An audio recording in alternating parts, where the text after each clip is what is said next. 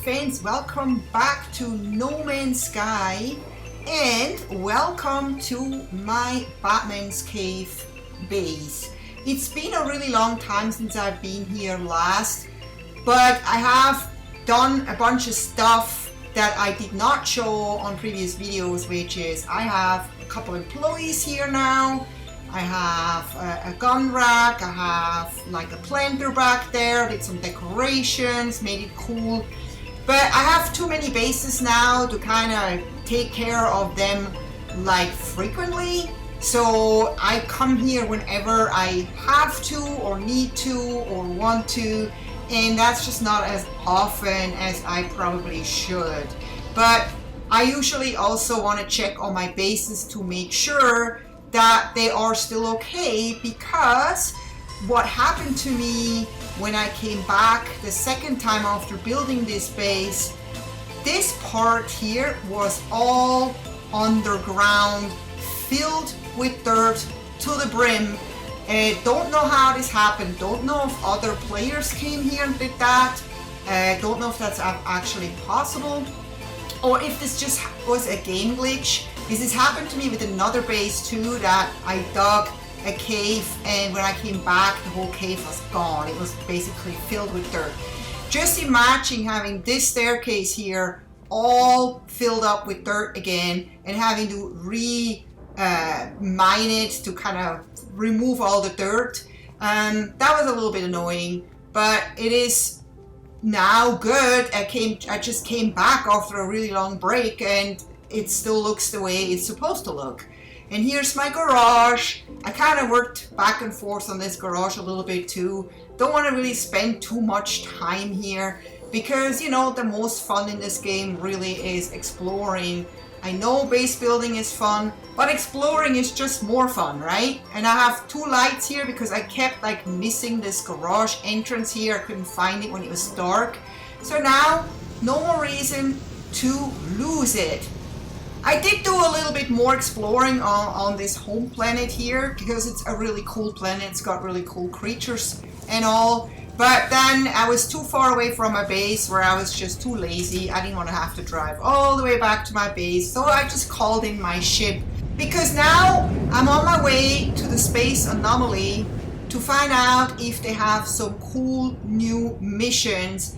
I have just recently realized that I can actually do Nexus missions on my own, even though they're considered multiplayer missions. But I actually have the multiplayer totally turned off in my settings. Sometimes I turn it on just to kind of see how it feels when there's other players in there. But I really don't like to be bothered by other players. And I really don't want to have to do a mission with some kind of stranger in there. Especially since I do not have a microphone. So I prefer to just kind of play them on my own, and luckily you can actually play all the Nexus missions on your own. It totally lets you do that, and I have to say thank you to the developers who made that possible, because in most other games that is not a possibility. So thank you. So let's go and check out the Nexus and see what we have here.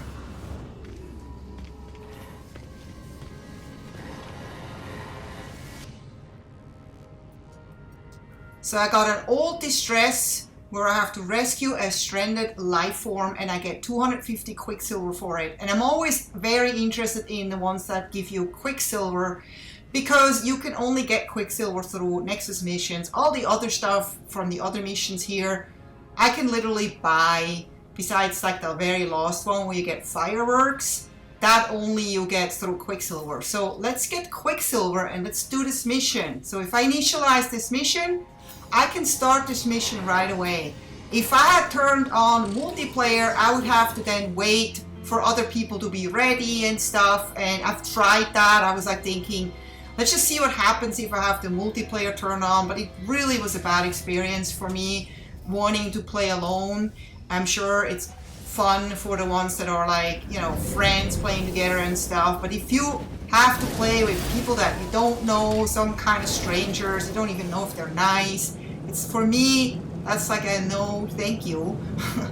So we're out here in this weird purplish space and what I have to do next is actually find out where to go.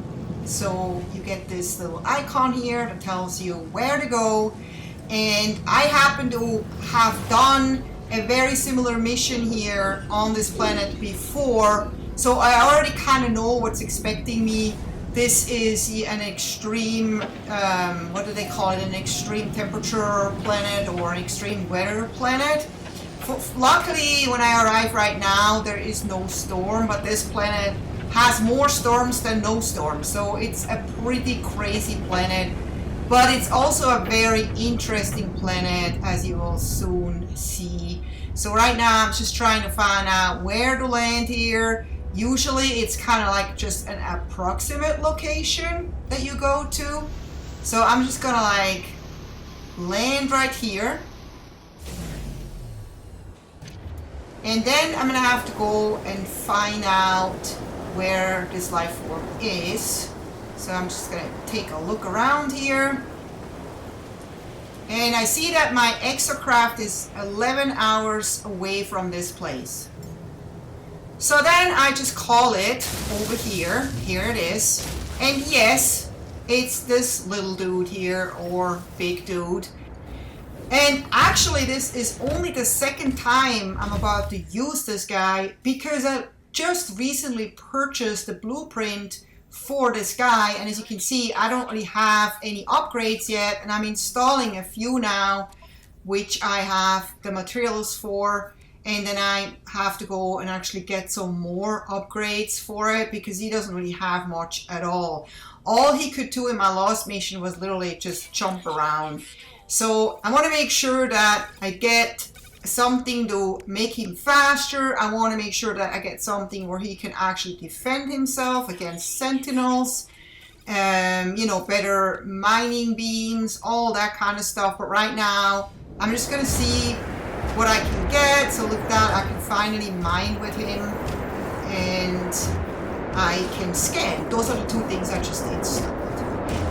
So my mission is to rescue a stranded life form, which is some alien dude that's been stranded with his broken ship, and he's sitting somewhere waiting for help. But I'm just so carried away by just collecting some of those storm crystals. You know, as much as those storms suck here on this planet, it is awesome when you find storm crystals. And I've been just going and going and going and kind of forgot about my objective until I just accidentally find him by jumping up this hill. Here is his ship. It's a pretty cool looking ship. Well, let's go and talk to him or her. The traveler seems surprised to see me. Their eyes search mine, wondering why I'm here and how I have found them. In despair, traveler Sitorvind shows me their ship's shattered communication control unit. This part is far beyond repair, but it could potentially be replaced. Alright, we got a new objective, salvage a working component. Yeah, so we need to find a component to fix that shattered component in this ship. So let's take a look at this ship. The nearby life form observes me as I approach the ship. Perhaps they could offer clues. Yeah, well, we already got the clues, so let's get to work. So here we have the first technology module, which could have that component that we need, but we don't know. So we did find a rare item, but we actually have to look at the item to make sure it works. So I'm just going to get up above ground here. I'm going to take a look, analyze it, test it. It says your component signature corrupt. Terminal not located. So we just keep looking.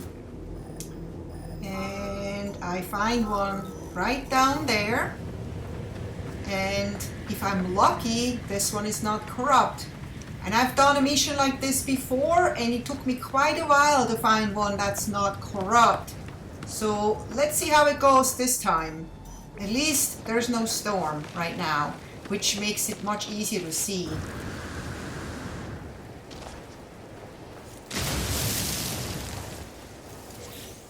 We again find a rare item.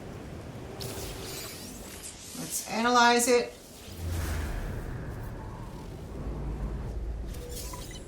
And we got a win there. Decryption terminal located. Yes! Wow! This went so fast this time. I only had one faulty one and the second one was already working.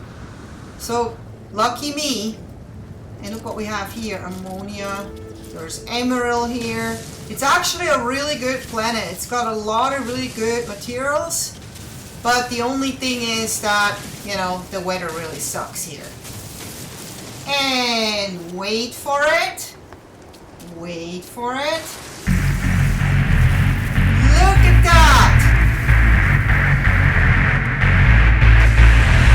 I finally am close to one of those earthworms, because usually they were really far away and I only caught them when they were disappearing. This time I caught it from beginning to end. How awesome was that?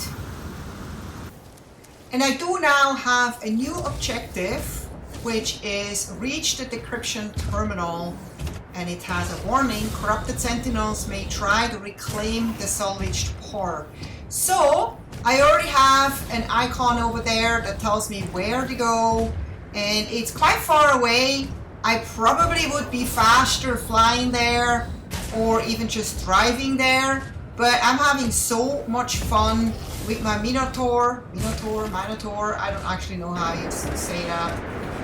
But not only do I have fun because this guy's still very new to me, it's kind of like a new toy, but in this case it was also a really good choice because I kept finding interesting things like this grave here that was totally unexpected. It's been a really long time since I found the grave lost, but this is always super exciting, and this was literally taking me by surprise. And also I found a lot of other interesting things, and of course a lot of storm crystals, which have a really high value.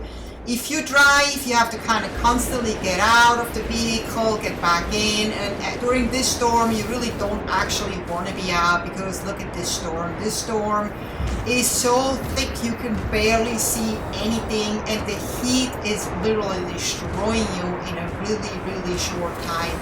And look at that, I just keep collecting storm crystals, and it's so easy on this planet to get a lot of them because the storm is just lasting so long.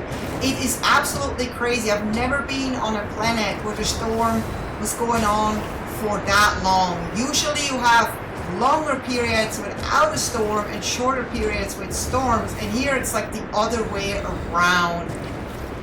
And this time I actually have to travel much farther than in my last mission, and I again have to cross some waters, this time actually a rather big lake. And the first time I did this, I did not know that I can go into the water with the Minotaur. I literally thought that he's gonna, you know, because he's electric, there's gonna be a surge and he's gonna just die. And look at that, nothing is happening. I can literally walk with this guy underwater, cross the lake, and be on the other side in no time. And you know how they always say the grass is not greener on the other side? Well, here it is. Well, there is no grass, but there are storm crystals. Lots of storm crystals. I can literally just take a couple of steps, find one more, a couple of steps, find two more, a couple of steps, find three more, a couple of steps, find 4 or 5 more, and I end up making 7 millions in just a couple of missions, which is amazing. So after a long journey, I finally made it here, and I get greeted by a bunch of sentinels that are super angry and don't want me here at all, and they do not let me access the terminal. So I have to defeat them. And the first time I did this, it says defeat the sentinels. I was like, please let it not be a walker, because I do not have my awesome other exocraft which can take down walkers. I only have the Minotaur, which doesn't have any weapons at this point, and I would be screwed. So I know now that that's not the case. I have to just defeat those small sentinels here. There's a first group that comes, and then there's a second group. So it's not such a big deal. And we got the last one. Yay! Let's get all the barrels. And with that, we finally have access to the terminal. It says here, please present compatible device. We give it the communicator control unit, and it's pairing it. It says key downloaded, syncing, device decrypted. Yay! So that's the first part of the story. Next, we have to make our long way back. But I'm going to take a little bit of a different route this time so I can find some more storm crystals and maybe some other goodies that I do not expect. 3 or 4 storms later, and with my pockets full of storm crystals, I finally make it back to my ship and the stranded life form and his ship or her ship. And we actually have clear vision right now because there's no storm. It's just such perfect timing. Look, he's already expecting me. And I can't wait to tell him the good news.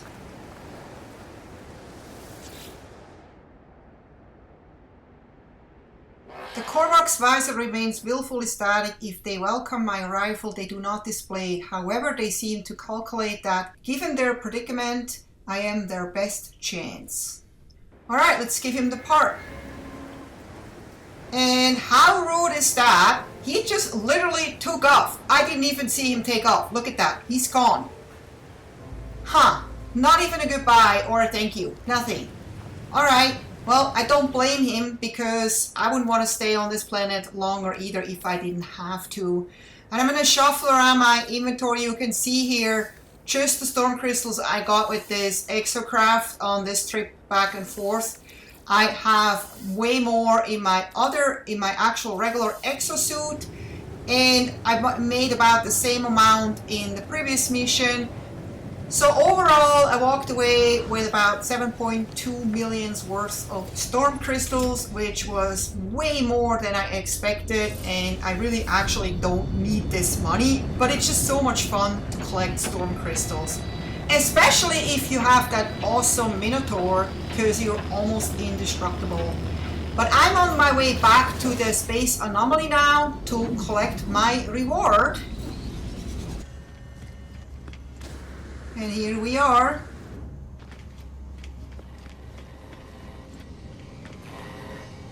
Let's see what we get. We should get 250 Quicksilver. Let's complete this mission. Yep. Here we are, 250 Quicksilver and 11 life support shells. That's amazing. That was so much fun. I cannot wait to do more of those kind of missions. But for now, I'm going to call it quits. I hope you did like this video. If you did, please don't forget to give me a thumbs up. Leave some comments if you want. Subscribe if you haven't yet. And I hope to see you next time. Take care. Bye-bye.